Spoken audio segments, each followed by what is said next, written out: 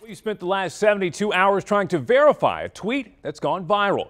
Here's the tweet, quote, "There are reports that a child died in ICE custody in Dilley, Texas. Getting more information as the story develops. It's unclear where the parents of the child are. Some reports indicate that they may be in New Jersey while the child was in Texas." That tweet and subsequent claims of how the child died have gone viral. So is it true? We reached out to Immigration and Customs Enforcement, the lawyer who sent the original tweet, and the American Immigration Lawyers Association. Here's what we've been able to verify. ICE sent us a statement saying the tweet is false and points out that the tweet was, quote, retracted.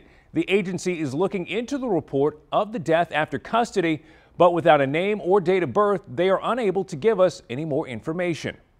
Mana Yagani is the Houston lawyer who posted the tweet. She did delete it. Later, she sent a new tweet saying, quote, "The child died following her stay at an ICE detention center, a result of possible negligent care and a respiratory illness she contracted from one of the other children." The events took place in Dilley Family Detention Center in South Texas.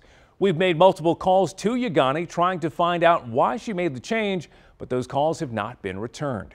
In a statement to KENS 5, the American Immigration Lawyers Association says a child did die after being released from custody.